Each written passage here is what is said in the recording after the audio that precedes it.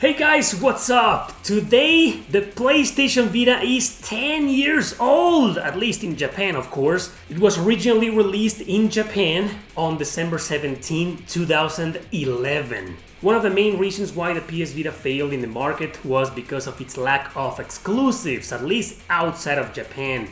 And when it comes to RPGs, it was no exception. There was a lot of RPGs exclusive to the PS Vita several years ago, but nowadays most of them have been already ported or remade or remastered or even re-released on Steam. The 5 games you're about to see today are not. They're still exclusive on the Vita. There's no other place to play them, not even on Steam. So let's celebrate the 10th anniversary of the PS Vita with these 5 exclusive JRPGs. Let's begin!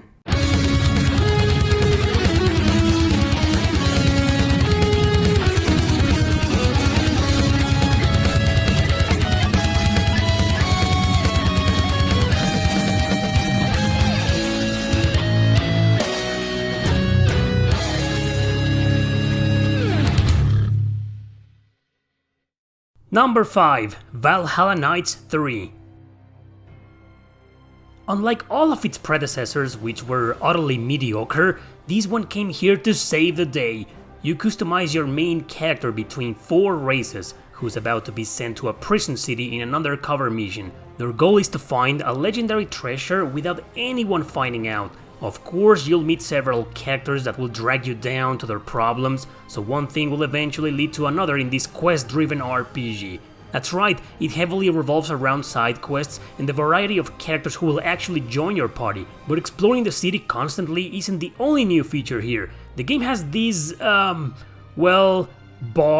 where you can intimate with different girls in small minigames to recruit them. Anyway, it's an action RPG, but it's quite technical, not a mindless hack and slash. One of those relying on active skills, but also passive skills. Depending on the race and class you choose, these skills will vary and the fighting style will be different. Most side quests are gonna have you going to open field areas or dungeons to fight enemies or defeat a specific one. Others are carried over in the city by talking to people or finding stuff. There's a lot to do in this game and it's great, but it's a massive grind fest, so it's very hard, perhaps amongst the hardest action RPGs on the Vita, but still fun to play nonetheless.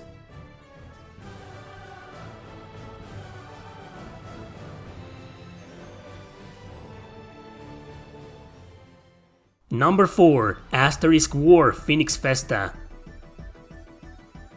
I talked about this game recently on my second channel, but I'll explain it better here. It's a hybrid, a visual novel, a fighting game, and an action RPG. The fighting game part though is optional and can be accessed from the main menu unrelated to the story. Your character will enter a tournament called the Phoenix Festa while attending high school. It's pretty much a harem, so you'll be reading through bonding episodes with the girls, making decisions to choose your partner at the end. However, they can still partner up with you for certain battles in the game, and these are played in small arenas where you'll fight in hack and slash mode against one or various enemies.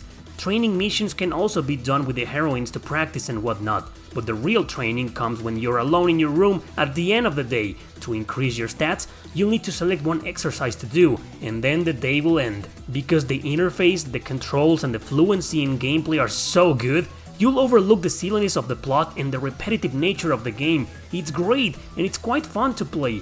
Unfortunately, it's digital only. There's an Asian physical version out there with English subtitles, but it's stupidly expensive and rare. Only way to play it is digitally on the PlayStation Vita, still exclusive to it nowadays.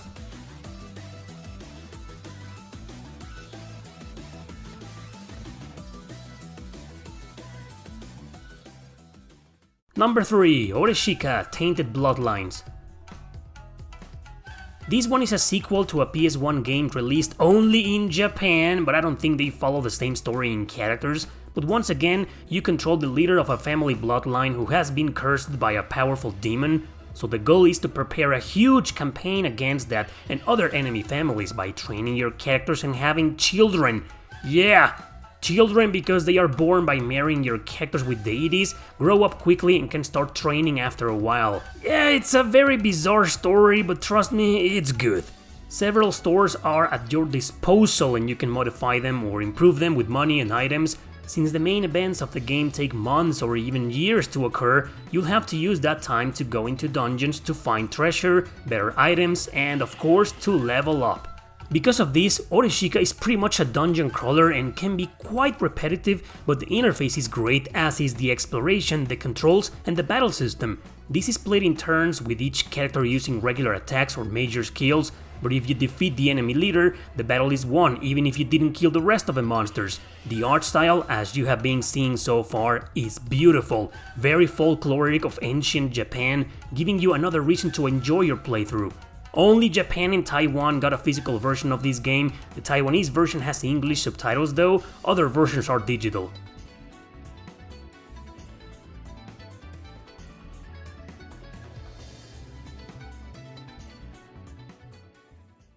Number 2. Freedom Wars. Freedom Wars was supposed to be a major exclusive on the Vita to attract more buyers. Inspired by Monster Hunter and God Eater, the developers wanted to create a similar game but with a strong character focus and a really dark, messed up story. It's also inspired by George Orwell's 1984 novel, where people live constantly under the all-seeing eye, ergo the government. Your character is sentenced to 1 million years in prison merely for existing, since being born is pretty much a crime. So they must fight these alien robotic creatures that kidnap important VIPs and scientists in order to reduce their sentence. Little by little, you'll have more freedom inside the prison the more missions you complete. Missions are carried out with the supervision of an android who's pretty much also your party member. Other characters will join as the plot advances. So basically, you have to fight your way through desolated areas and a bunch of robotic enemies to find the monster and take it down. Controls aren't that great here, since they were trying to combine hack and slash with third-person shooting and, well, jumping around to climb the big machines to take them down. It's still good though. The game had a huge marketing campaign as an exclusive on the Vita, also trying to emulate an MMORPG so people could play it everywhere. It sold well in Japan, but not much outside of it. Sony declared it a failure in the West despite its online success and multiplayer functionality. I'd say it's worth playing mostly for its story and characters. Plus, it's still dirt cheap nowadays.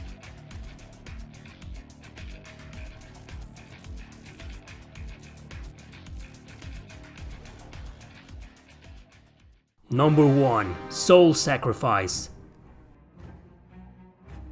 Designed by ex-Capcom's Kenji Inafune, this extremely dark and original game is still another exclusive on the Vita.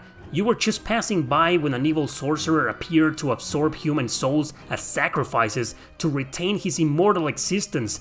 The only way to take him down is to collude with a mysteriously ancient talking book. It will let you go inside past events written on it to find out the sorcerer's weaknesses, but that's where the story truly shines, through the eyes of previous characters. So the missions will have you doing something similar to Freedom Wars, killing monsters with your weapon, although later you can gain different abilities and change class if you want to. So at the end of each stage, you'll fight a major boss, and they take forever to kill. Sometimes you'll have to grind or get good to defeat them. Yeah, this game is really tough, but really good at the same time. There's a lot more to it, and it actually included a multiplayer mode so players could fight together, or even be sacrificed so one of them could even be more powerful. It had great ideas, a dark and edgy story, amazingly deep. An updated version called Delta was released worldwide as well. It sold much better than Freedom Wars, and it got reviewed by a lot of websites. Most reviews were positive enough for Inafune to consider a sequel, but we still don't know anything about it. Overall, this is an excellent game and a must play if you own a PS Vita.